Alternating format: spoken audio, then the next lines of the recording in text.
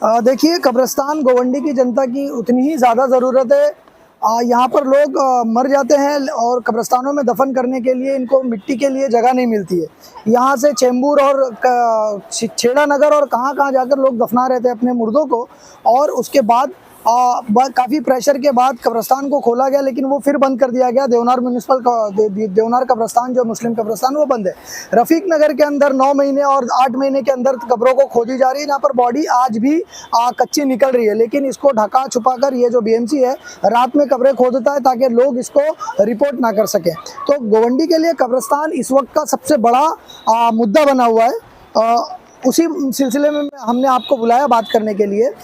कल एक वीडियो बड़ी तेज़ी से वायरल हुआ, जहां पर हमारे आमदार साहब ने कुछ बाहर के मीडिया कर्मियों को बुलाया और बताया कि जो कब्रिस्तान है वो सड़क से संसद तक की लड़ाई करने के बाद हमने कब्रिस्तान दिला दिया, लेकिन ये बात बिल्कुल झूठ है। देखिए, जो कब्रिस्तान अलॉट हुए हैं, मैं सबसे पहले बता दूं कि इस वक्त 2 कब्रिस्तान अलॉट हुए हैं। जो पीछे मेरे आप जगह देख रहे हैं, ट्रांजिट कैंप का एरिया है, देवनार मुस्लिम कब्रिस्तान से सटा हुआ एरिया है।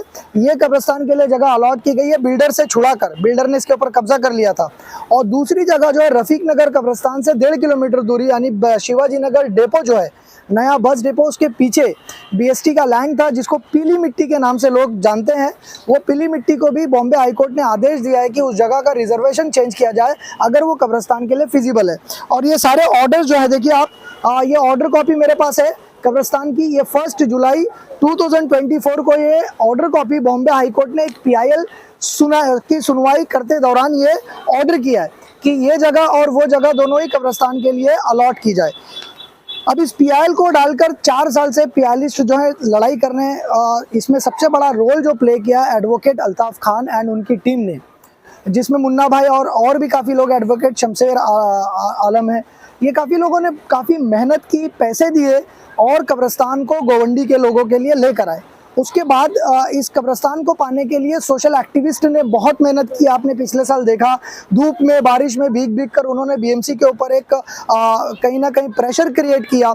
उसके बाद लोकल मीडिया का भी इसमें बहुत बड़ा रोल रहा है कि लोकल मीडिया ने भी इस इशूज़ को इतनी बार दिखाया कि ये बॉम्बे हाईकोर्ट को PIL की सुनवाई करते करते लोगों की तकलीफ़ों का जो है अंदाज़ा हुआ और लोगों के हित में ये बॉम्बे हाईकोर्ट ने फैसला सुनाया। लेकिन कल राजनीतिक स्तर, अपनी राजनीतिक ज़मीन को बचाने के लिए मैं कहूँगा आमदार साहब ने बाहर से मीडिया कर्मियों को बुलवाया, जिनको गोवंडी का आता पता नहीं है, कुछ मालूम नहीं है, लेकिन वो आकर डायरेक्ट उन्होंने एक न्यूज़ चलाया कि गोवंडी को मिली सौगात, गोवंडी को मिले 2 कब्रिस्तान। और उसको आमदार साहब के लोगों ने इस तरह से दिखाया कि सड़क से संसद तक जी इसके लिए आमदार साहब ने लड़ाई किया। जी नहीं, आमदार साहब ने कुछ नहीं किया। ये जो कब्रिस्तान गोवंडी के लोगों को मिला है, ये रोड से कोर्ट तक की लड़ाई में मिला है, और ये पढ़े लिखे कलम चलाने वाले लोगों ने इस लड़ाई को लड़ा और ये जो लड़ाई जीती।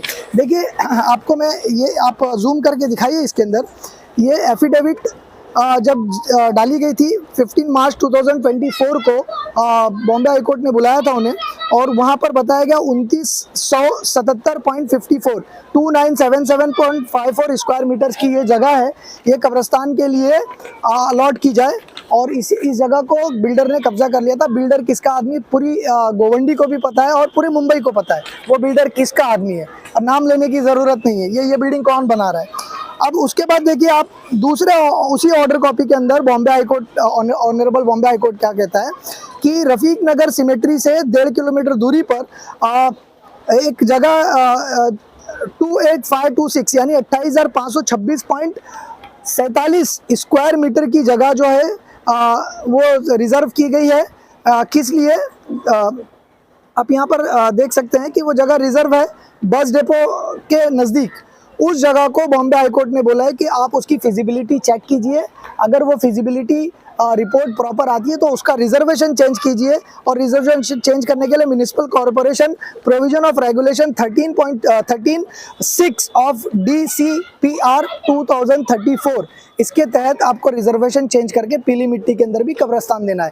तो ये प्रेस कॉन्फ्रेंस बुलाने का मेन उद्देश्य ये था कि यहाँ पर काम कोई और कर रहा है और सत्ता की राजनीतिक ज़मीन बचाने के लिए आमदार साहब जो है उसके ऊपर अपनी रोटियां सेक रहे हैं। आमदार साहब ने कब्रिस्तान के लिए कुछ नहीं किया, और ये जो हड़बड़ाहट है ये दर्शाता है कि आमदार साहब इस बार हारने वाले हैं।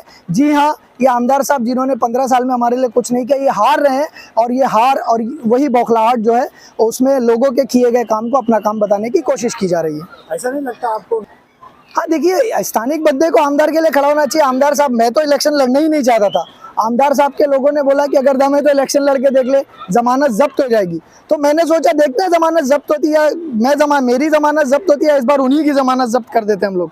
तो इस बार हमने प्लान किया कि हम आमदार का इलेक्शन भी लड़ेंगे, कॉर्पोरेशन भी लड़ेंगे, लोकल लोगों को लड़ाएंगे, क्रिमिनल्स को नहीं लड़ाएंगे, युवाओं को लड़ाएंगे, लिटरेट को लड़ाएंगे और गोवंडी के लोगों को ही लड़ाएंगे। एजुकेटेड बंदों का ही काम है ये। देखिए, मैं आपको बहुत स्पर्श बात ये बता दूं कि ये जो जगह है कब्रिस्तान के लिए ही डीपी में थी, लेकिन डीपी प्लान चेंज करवा दिया गया और हमारे कॉर्पोरेटर्स, उनको पता ही नहीं चलता है कि डीपी प्लान चेंज हो गया है। या तो कॉर्पोरेटर्स बिल्डर के साथ मिलकर ये जगह को बेच दिए थे, या कॉर्पोरेटर्स इतने अंधकार में जी रहे हैं कि उनको पता ही नहीं कि क्या है। यहाँ पे कॉर्पोरेटर का मतलब होता है नियाज में जाकर बैठ जाना, किसी प्रोग्राम में बैठ जाना, बर्थडे हो रहा है तो तलवारों से केक काटना, और फिर क्या नाम है, रैलियां निकालना, और हाँ भाई हाँ भाई हाँ भाई, इतने ही कॉर्पोरेटर का मतलब। कॉर्पोरेटर और एमएलए ये एक नौकरी है जनता की, और ये नौकरी 24 घंटे की नौकरी है, 24/7 इंटू 365 डेज। लेकिन ये कॉर्पोरेटर्स जनता की नौकरी के बजाय जनता के मालिक बन जाते हैं, और अगर आप सवाल पूछेंगे तो आपको शायद मारे भी। तो पढ़े लिखे लोग आएंगे तो आपको इस चीज़ का यकीन होगा, भरोसा होगा कि अगर आप उनसे सवाल करते हो तो वो तलवार से जवाब नहीं देंगे, वो कलम से जवाब देंगे। और आप डिसाइड करो और जनता डिसाइड करे कि आपको तलवार की राजनीति चाहिए या कलम की राजनीति।